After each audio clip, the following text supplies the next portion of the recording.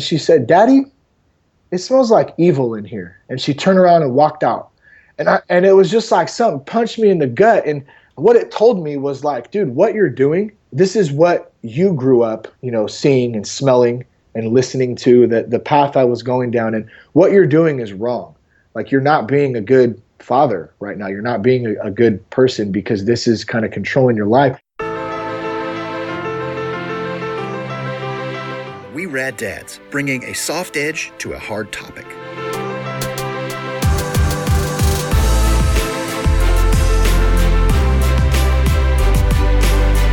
Join us every week as we talk to real people with real stories, from the everyday single parent to family professionals, and find entertainment along the way. Join me, Walter J. Eggers, as I discover and share wisdom. Positive changes start here. Episode 34.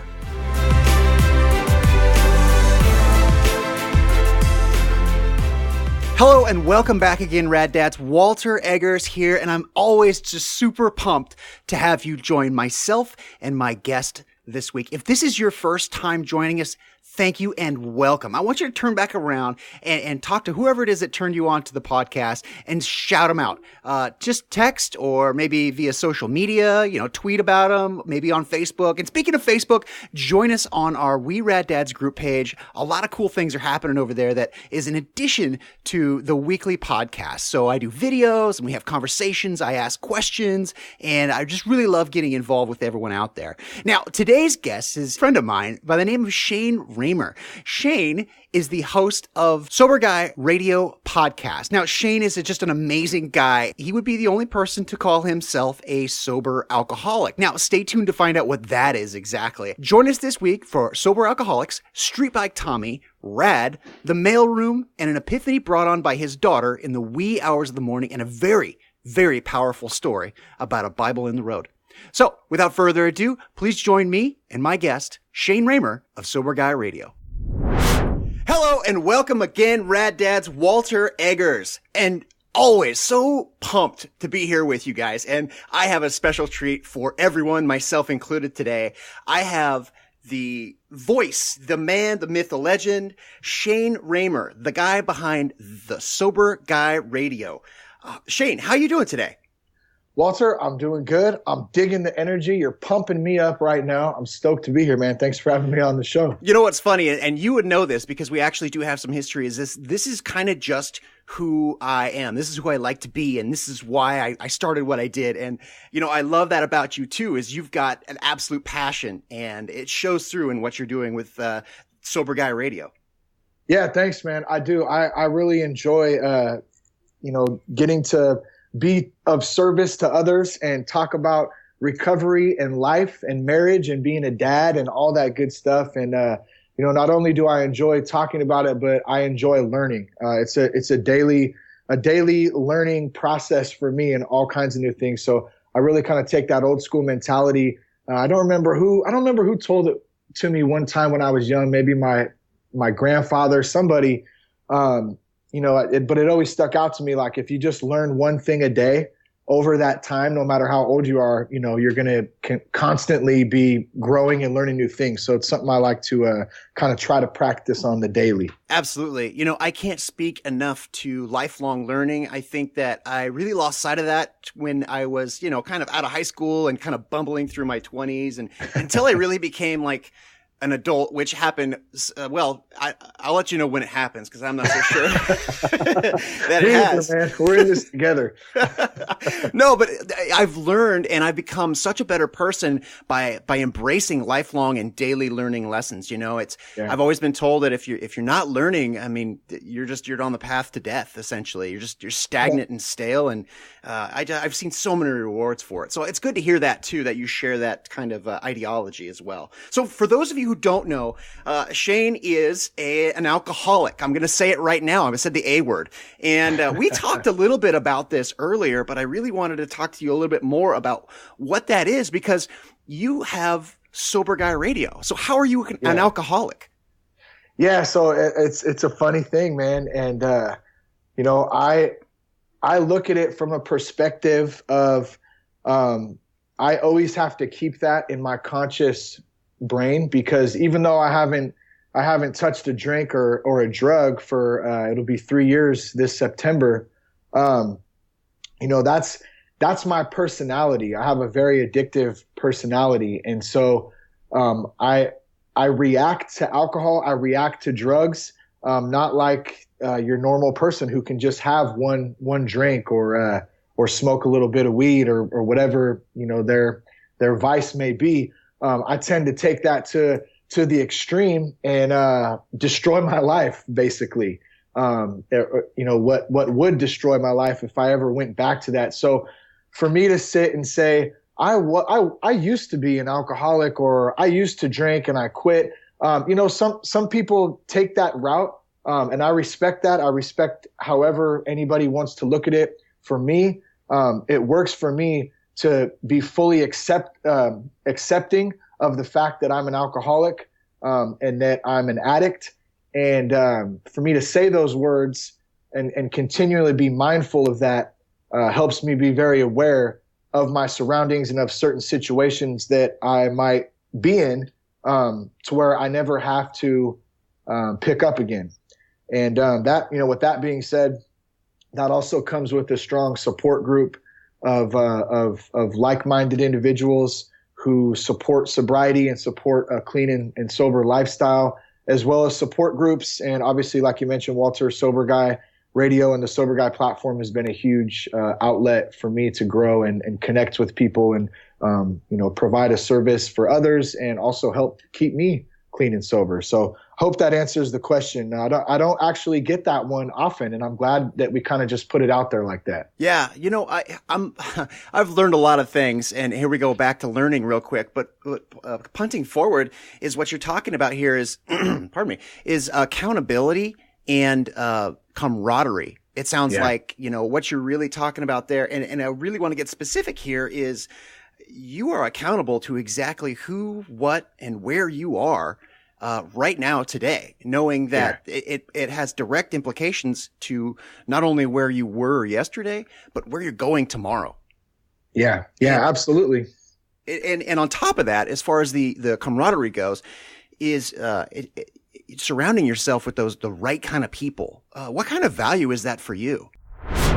If you know of somebody who could benefit from what we talk about, please share it with them. Text forward, tell them about it, email it, Facebook. And while we're talking about Facebook, be sure to join our group. We'd love to have you. I'm building a community, a tribe, a brotherhood of people united in similar struggle. And let's face it, we need all the help we can get as dads. If you enjoyed our podcast, I would really appreciate if you would leave a rating and review. Now, I've made it as easy as possible. Just go to our show notes and click on the Leave a Rating Review link. Or you could just go to iTunes and leave a rating and review there. Either one will take you to the same spot. Please let me know how I'm doing.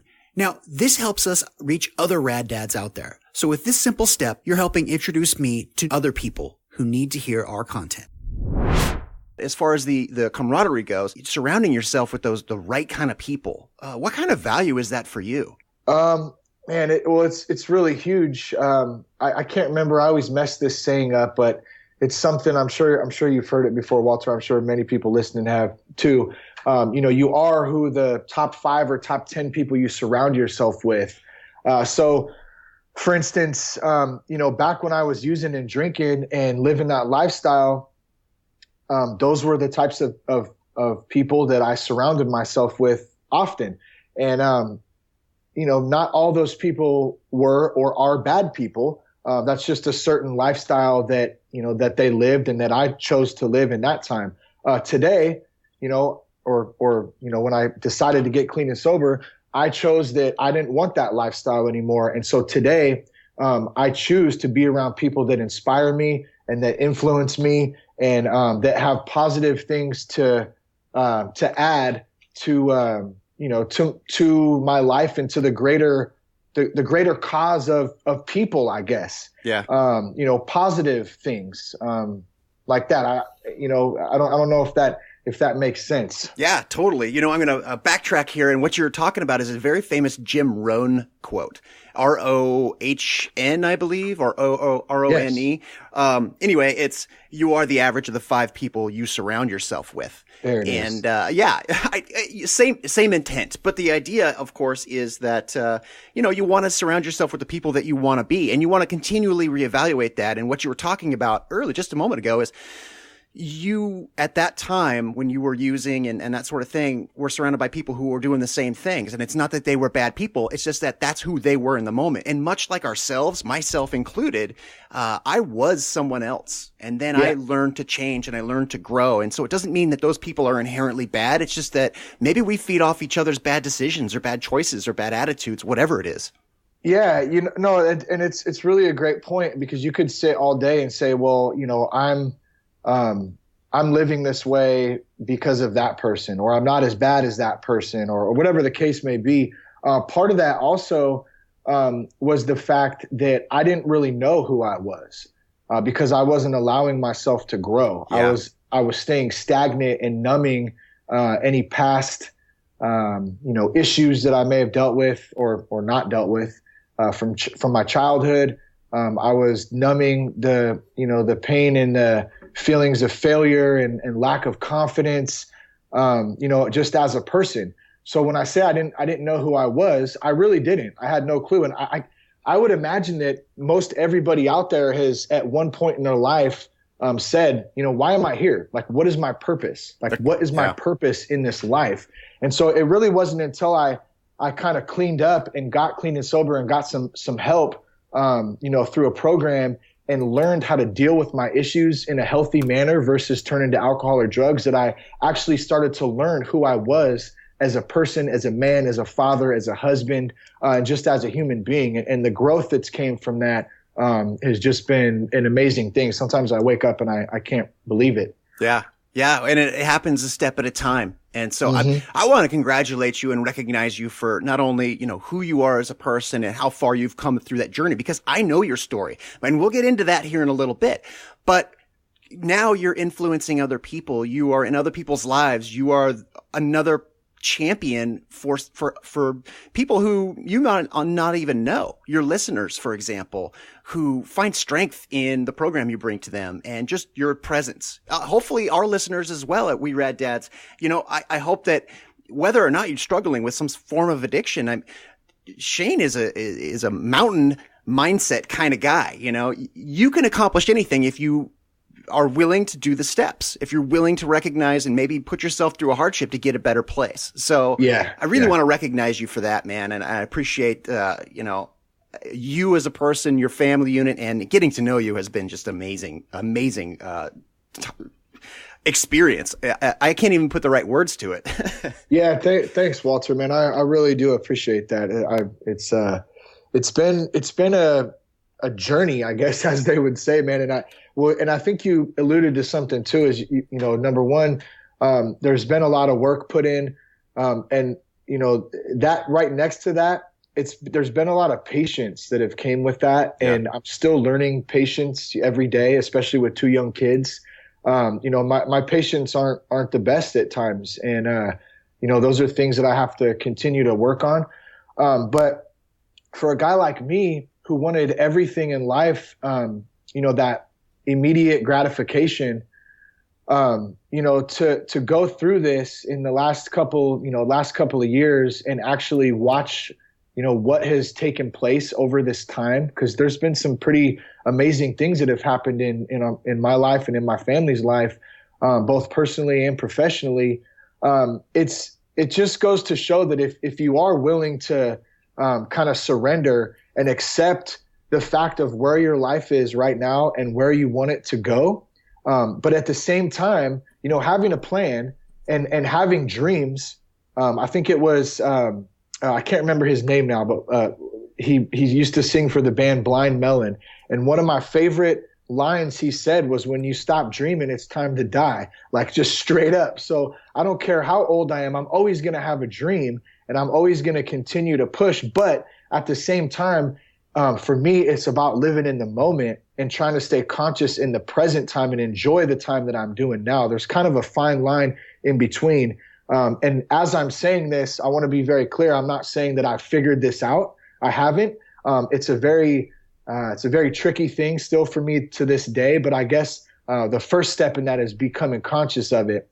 In having those dreams, having those goals set, but at the same time enjoying where I'm at right now. And if I'm able to do that, that's going to help transform me into what I strive to be as a dad, as a husband, as a professional, all those types of things. I love it, and it's so true. I think that man, I wish I had this mindset when I had the body to be able to do amazing things. You know what I mean? Like I'm quote unquote, I'm old now, right? So, I wish I had this clairvoyance, this patience, this love, all this stuff that you're talking about, this recognition. And that's a huge thing for me, is just recognition. I did a Facebook video recently on the We Rad Dads Facebook group.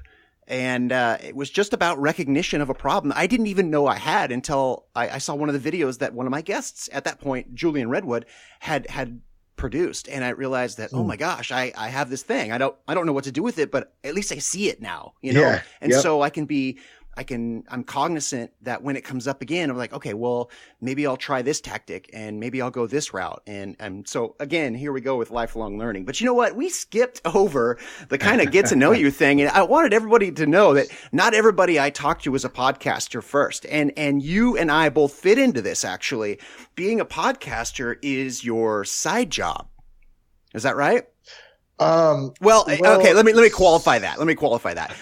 The Sober Guy Radio podcast is your kind of side gig, and your main job, you're actually a communication specialist for a large company, and you're a podcaster for them. But it didn't always start that way.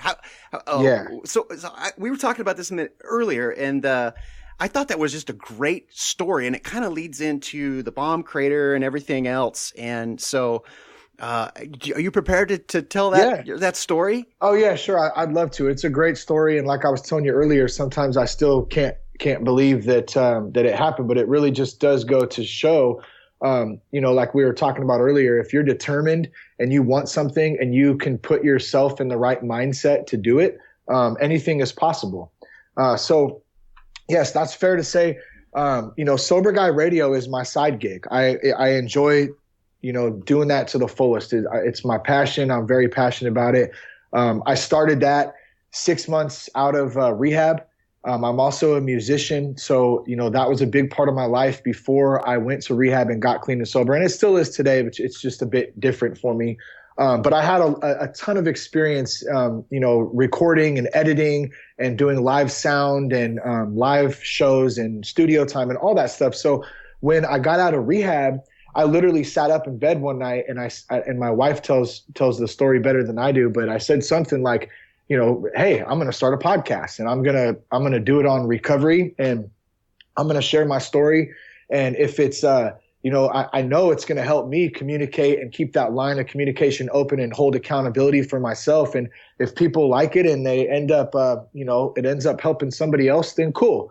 I really never imagined it, growing into this whole community of wonderful people all over the world, with sponsors and, traveling to do live conferences. And I mean, it's been really, really cool to watch grow. But next to that, about a year after I started Sober Guy Radio and the Sober Guy platform, I had simultaneously been working for a really big corporate organization out here in California. We have over 20,000 employees, so it's a very big company, well established. I started in the mailroom with them as a temp, and that's, that time in my life was a really, really hard time. And it's even odd for me to say that now because there were so many good things that God had put in front of me. I had, even though it was an entry-level job, I had got out of doing drywall. I did drywall for 6 years before that and busted my ass driving to the Bay Area every day at, 4:30 in the morning and came home tired and drank my sorrows away, and I was a miserable person, not all the time, but a lot of the time. My attitude just wasn't great. Yeah. No, I got to stop you real quick here. Two things. You mentioned drywall, and it just reminds me of, for whatever reason, the Nitro Circus, right? You familiar with that? Yeah. Okay. Street Bike Tommy. Like every time he would pump himself up to do something he just didn't want to do, what would he say? Do you remember? I don't. He says, it's better than drywall. It's better than drywall. It's better than drywall. He would say that every time, and he was scared, just absolutely witless. And he would say that. So it's just like that Street Bike Tommy moment. So it sounds like you kind of had that same avenue as well, you know, like you couldn't go on to hang dry. And I'm not going to sit here and trash drywall because obviously we're sitting here saying that they're men and that's work. And that's what I was gonna say. Some of my close homies, they still do drywall, and they're good dudes, and they work hard as you know. They work damn hard. Yeah, and it's a hard trade, and you make good money doing it. Mm-hmm. So I don't want to knock it by any means. It supported my family when my daughter was born. You know, we had benefits, and I mean, it was a good trade. And you know, the funny thing is. I don't really do it so much anymore. I still have all my equipment. I still have the skills. I learned that trade. Yeah. I can go should anything ever happen, who knows what, I always have that trade in my back pocket, you know, and that accomplishment that I finished the apprenticeship. I became a journeyman. You know, that was an accomplishment for me at that time. And still today, that's been something that I'm proud of. So I definitely don't want to knock drywall, but thank you for pointing that out too. Yeah, and it's nice to have that security of knowing that whatever happened, you could always, you know, you've been there, you've checked that box, and you could go back if you needed to. Well, I learned a lot from doing that too, man. Even though I was still drinking and using drugs often, you know, at that time to kind of maintain, I learned a lot about being a man and getting up and going to work. I wasn't perfect at it. There was a lot of hungover days and a lot of days, some, you know, missed days sometimes. But that trade really did teach me about kind of stepping up and showing up and doing your best and what it is to work hard. You know, so I've definitely paid my dues, you know, during those times in learning and you know and working my ass off really. So. Anyways, to jump back into sorry to derail you. No, it's fine. It's really I rarely do I talk about that part of it. I'm glad that you brought it up because it is a really important part of the story. I had made a decision at one point, you know, before I got clean and sober, even that I was going to stop doing drywall because I was tired of it, and I saw what it was doing to some of the older cats that were trying to retire or about to retire.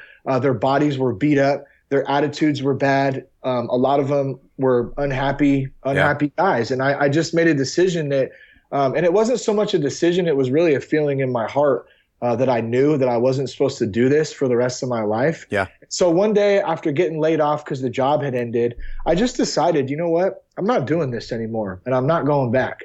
And I got a call a couple of weeks later. I had decided at the time, you know what, I'm going to go back to school. You know, I'll try to go back to school and see if I can do something there.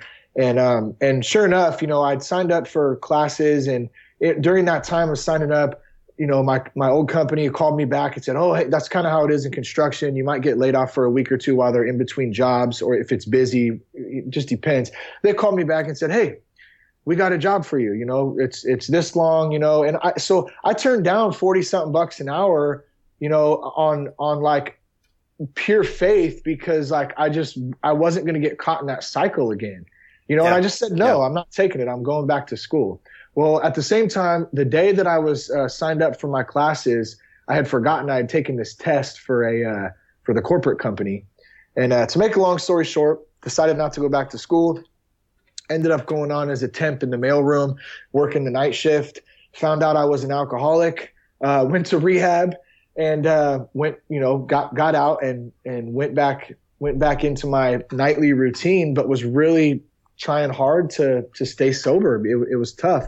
And I was listening. One of the things I did is I listened to podcasts at night. I worked a swing shift. I started listening to the New Man show with Trip Lanier. And, you know, he really inspired me to be a better person, to be a better man, number one. And also that's how I got this crazy ass idea. Like, I'm going to start a podcast.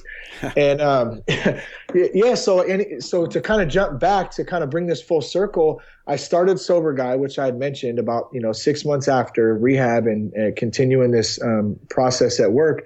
And as I got into customer service, I took a new job, and I had this crazy idea for months that, like, man, my company could really use a podcast platform. This is something that I could set up. I could run it.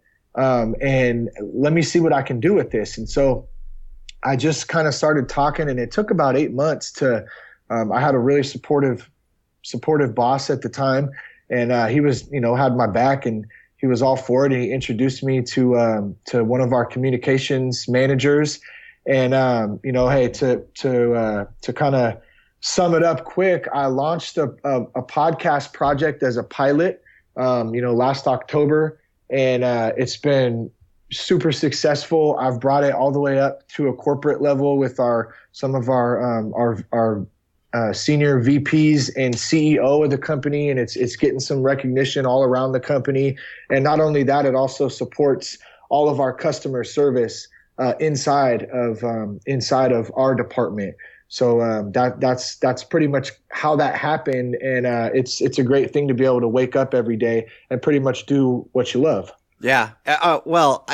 You covered a lot of ground there. I mean, because there's a lot in there, and I want to kind of bore into a little bit of it. But man, thank you for sharing. You're right, to do what you love to do on a daily basis. I mean, 3 years ago, when you figured out, when you had that like epiphany, oh, I am an alcoholic. I have a problem.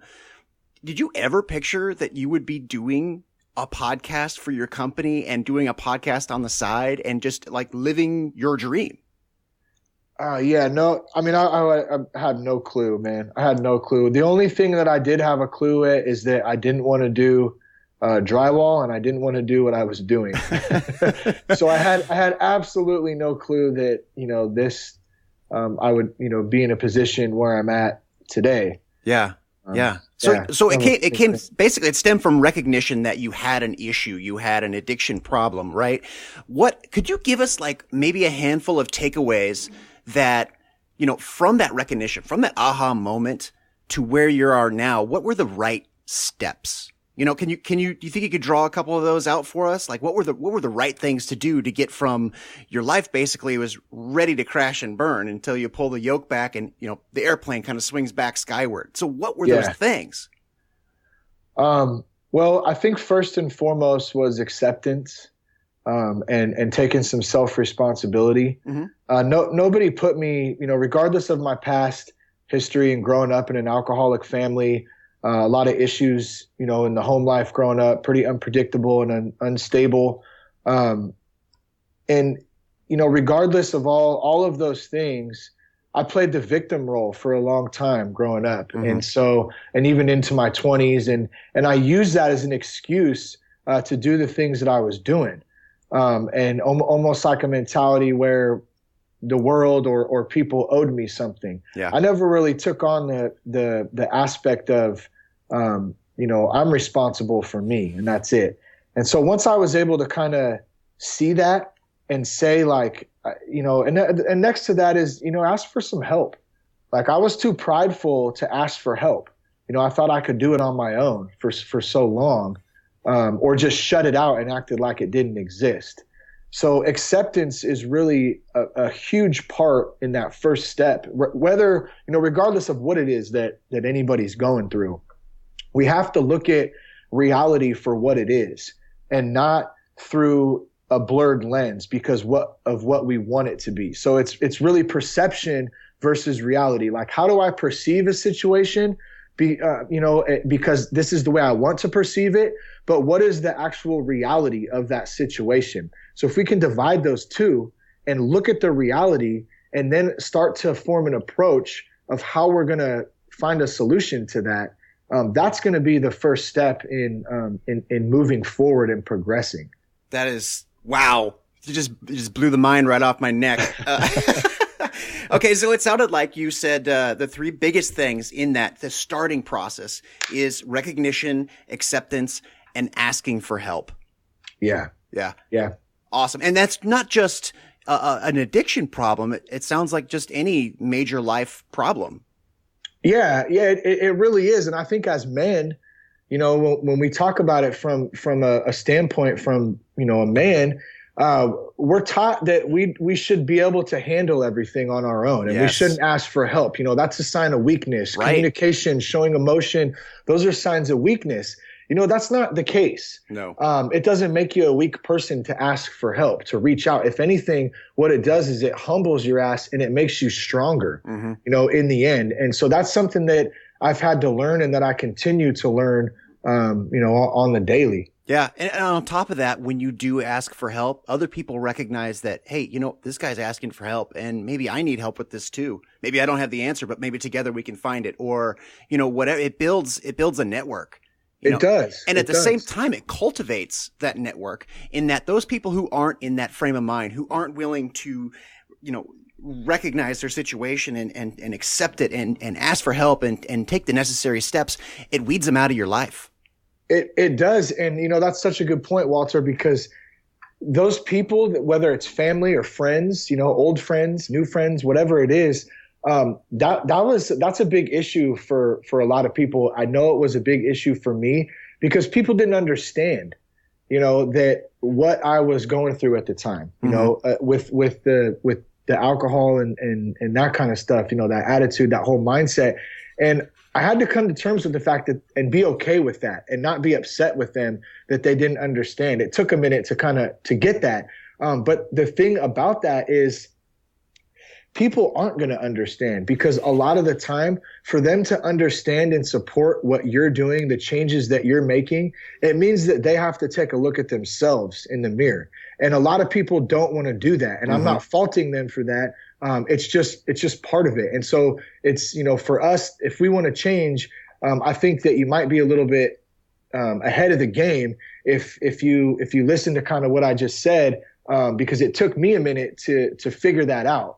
And it helped a lot once I was able to kind of not hold, maybe, I don't know if it's necessarily a grudge, but not get upset, not let those kinds of things bother me just because someone might not understand what I'm going through. Right. Yeah. You do you. And I think there's a fine line between, that inner hater, and this objective self-evaluation. I just wrote a post about this in the We Rad Dads Facebook group about how that point where you are right now, where you and I are right now, where you, the listener, are right now, you really just need to see you for where you are now, not where you were yesterday, not where you want to go. And there should be no positive or negative spin on it. You need to objectively look at where you are in order to direct yourself to where it is you want to go. And the other part of that is you need to be able to take the steps and do the work. And you mentioned something else earlier that was really just clutch, is that a lot of people want the shortcut. They're impatient. And the biggest thing is understanding that it's all gonna take time and you're gonna go the right way if you keep trying. Hey, Rad Dads, I want to take a very quick moment and let you know that I have a free 7-step guide for the newly single parent over on our website at www.weraddads.com. Capitalize on the wisdom that I've gained through this podcast and my own personal experiences. Go on over to any one of our show notes or other pages. This offer will pop up automatically. All you need to do is enter your name and email address, and this guide will be delivered directly to your email inbox. Go over there right now, today. Get your free 7-step guide now. Yours, absolutely free. This thing is understanding that it's all gonna take time and you're gonna go the right way if you keep trying. Yeah, it's so true. And the patience thing is really tough sometimes. Like I want to go to the gym and be in the best shape of my life in a week, but unfortunately that just doesn't happen. And same goes for mentally. Like we need to train our minds, to live and to be in that mentality, whatever it is that we're striving to be in. Like it takes time. And like you said, it takes work. So we got to be willing to put in the work, whether it's, reading or connecting with other guys in groups, or other ladies in groups, other people. Those are the types of work that we need to do on almost a daily basis to stay connected and stay dialed in. Yeah, absolutely. I love this. And I really could talk to you for days about this. I think I mentioned that earlier, but it's just a pleasure. I really want to see if you can take us to where you were at your lowest point, wherever that was for you. And if you could go back to that time, maybe disguised as somebody else, and tell yourself something or give yourself a resource or help you give yourself a mindset, what book, advice, resource would you give yourself? Oh man, that's a good question, Walter. I think the lowest point for me was probably in the last 6 months before I went to rehab. I had tried to quit a couple of times on my own free will, and it just I wasn't able to do it. I would quit for a couple weeks. I would go back and forth from alcohol to different drugs and, cut alcohol out and smoke weed for weeks and back and forth, and just nothing worked. And it just progressively got worse over those last few months. The low, I think, was driving around in my car. I would leave work early. I would drive around in my car while my wife and my daughter were at home. And I would drink and I would get drugs, and I didn't want to go home because I couldn't do what I wanted to do. So I just I would walk around aimlessly sometimes. It's so ridiculous for me to even say it. It's hard for me to even say it actually, at that point. And it was a really, really low time. I just had really low self-esteem, low confidence. I didn't know where I was in life. And, I wish that if I looked back now, I wish that I just would have snapped out of it sooner. Mm-hmm. But obviously that's not what happened, and it is what it is. I don't know. I don't know if I mean, the Bible really saved me. Yeah. Yeah. I really had a very enlightening experience with that. I've always grown up with God in my life, but I went away from him for quite a few years. I happened to commit to going to rehab, and then like the many times before, when I the next day when I woke up, I told myself, well, I'm not really that bad and I don't need to go, and maybe I'm just not going to go, that pattern. And I took the dog on a walk, and I was walking up the road near my house, and I saw this book in the middle of the road, and I was like, why is there a book, in the middle? And there was no cars. It was kind of a really weird situation because it's a busy road. Yeah. And I walked past the book, and then I noticed it was a Bible laying in the middle of the road. And I passed it, and I got about 10, 20 feet in front of it, and something just stopped me and said, go pick it up. And so I turned around and I went and I picked it up, and I wish I could remember what page it was on and what it said, but something spoke to me that said, you're doing the right thing. And basically, you need to go and you need to get help and you need to surrender to this, and I'll help you through it. And so that was a really pivotal point for me.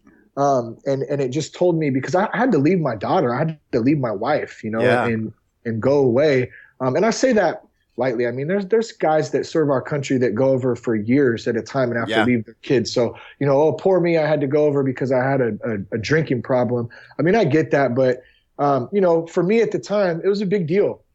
And, that was a real pivotal moment, I think, in pushing forward. Holy smoke. I had no idea about that story. I've listened to a couple of your interviews and I know you personally, but just having that situation with the Bible in the middle of the road and then having those, whatever it was, speak to you in that way was, you talk about a sign.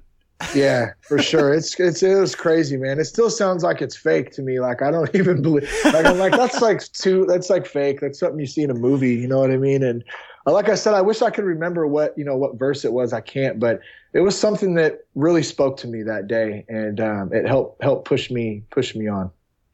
That's an amazing, portion of the story there. And I want to ask you, what role did your children play in directing you to be the person you are today, from that point?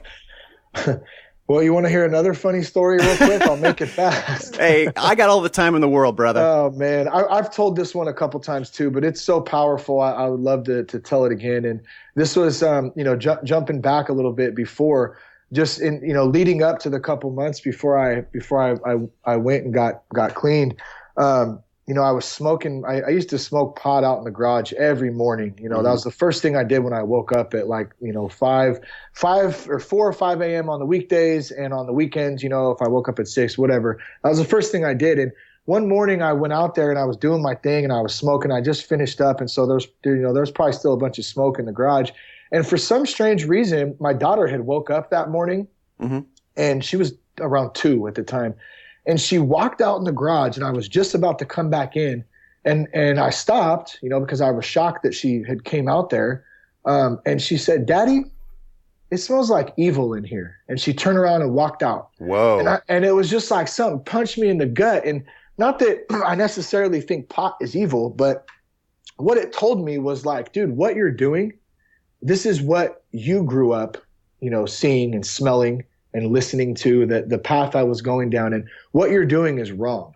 Like, you're not being a good father right now. You're not being a good person because this is kind of controlling your life. And so it took me a couple of months, later, even with that seed implanted in me. So I like to think my daughter kind of helped, put my ass on the right track with that moment. And when I say my daughter, I really think that was God working through my daughter, because I really do think that, God works through us as people, through our spirits. And that was a message that he sent to me that day. But my kids have been pivotal. I mean, ultimately, I definitely stay sober for them. I stay sober for my wife. I try to be the best person I can for them. But really, when it comes down to it, I stay clean. I stay sober. I stay living this lifestyle for me, because if I don't do it for me first, then nobody can reap the benefits of it, whether it's my kids or my wife or anybody, and me being the best version of myself. And, I had to do it for me. Yeah, that's so important. We spend a lot of time, being there and providing monetarily and physically for other people as parents, not just as fathers, but as parents. Yeah. And we really need to take just some time and get ourselves right. And, and the net effect of that is, it's tenfold, the whole, that situation where your daughter came into the garage and what she said and what you're talking about having divine intervention is, it's just poetic. Like, I'd like to sit here and tell you that I've had moments like that, and maybe I have, but maybe I just didn't recognize them. So you probably have, dude. You probably have, because that's the thing about the way God works like that is, I've had a lot of those experiences in my life, and I can't remember them because I didn't recognize them for what they are. So I don't believe in coincidences. I believe, God speaks to us through other people and through our own spirit. And so that's such a great point. And I didn't mean to cut you off, but it got me excited real quick because, once we're able to tap into that, it's so crazy, man. And let me rephrase that. Let me speak for myself. Once I was able to tap into that and become more aware of it and open my heart up to it and open my mind up and my spirit to it, I'm able to recognize those moments, those signs, those messages.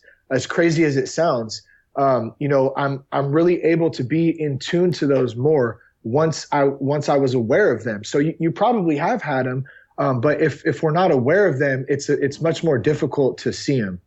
Yeah, absolutely. And this goes right back to what we were talking about earlier: recognition, acceptance, asking for help, or finding help of some sort. And then the more you do that process, the more you're able to recognize. I've been seeing results in that realm in my own personal life. Yeah, totally, man. Totally. It's such a cool thing. Hey, I want to tell you one thing too, real quick. I forgot. I should have mentioned this at the beginning of the show. I love the name We Rad Dads. And let me tell you why. It's a rad name, number one.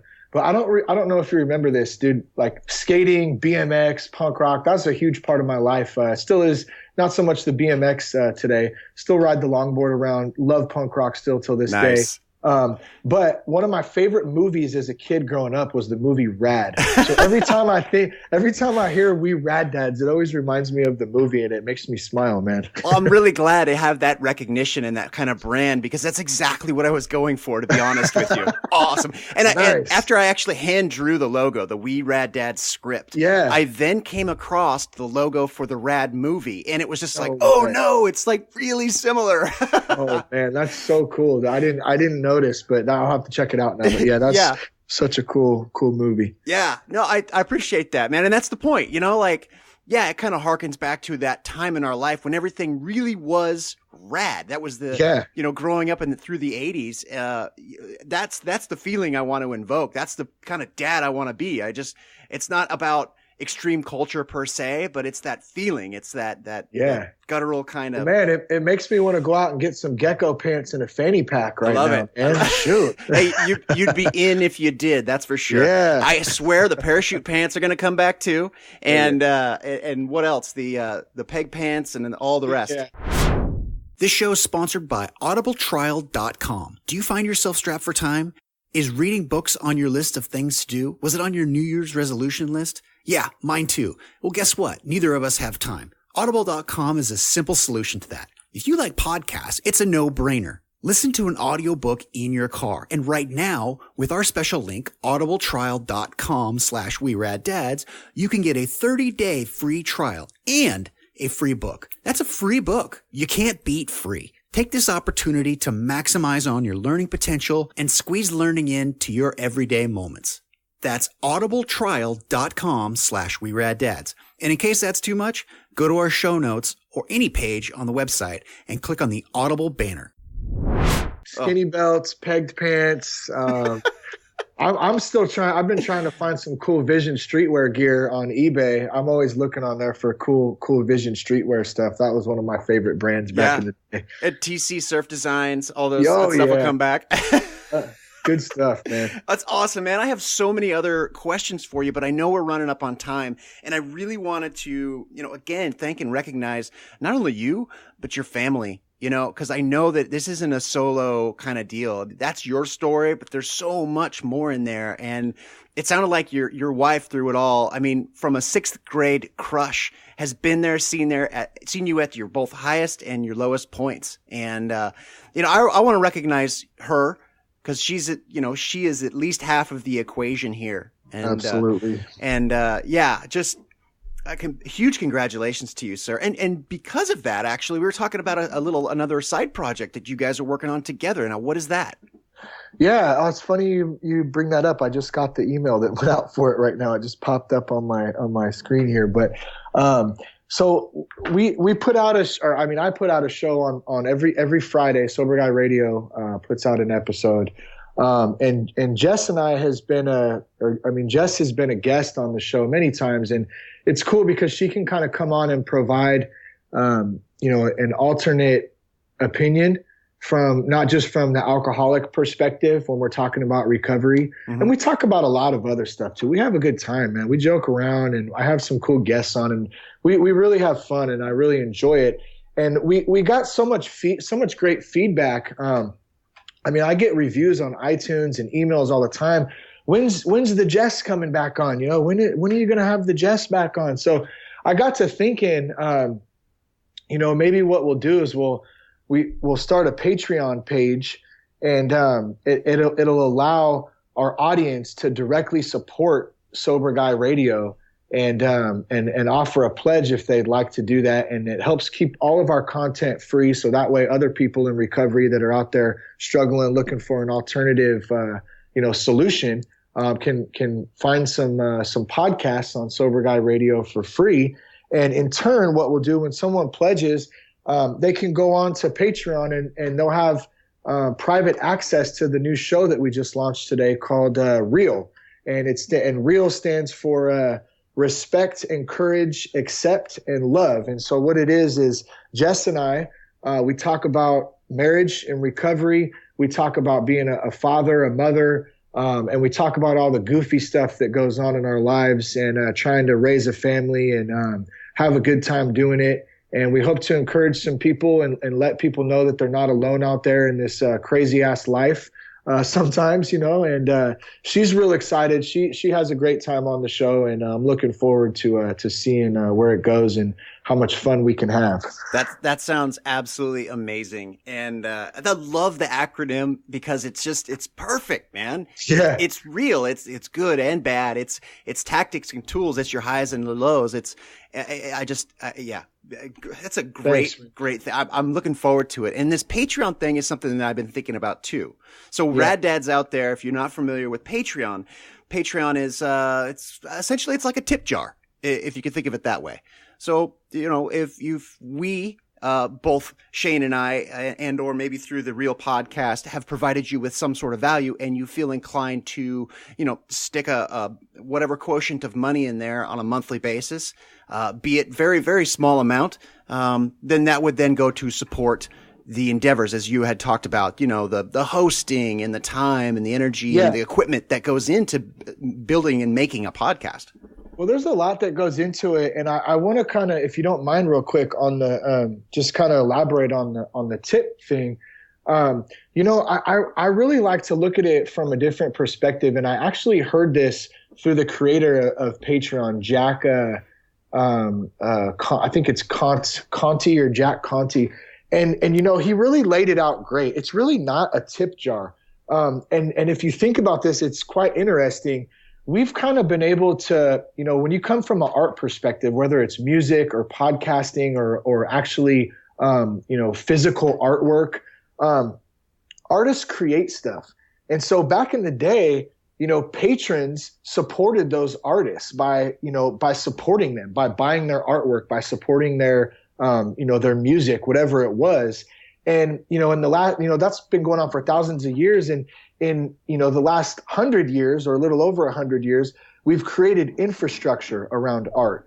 And so when we talk about infrastructure, it's packaging and distributing and labeling and record labels and, all kinds of different things that go around. So really the artist, when it comes down to it, they see a minimal amount of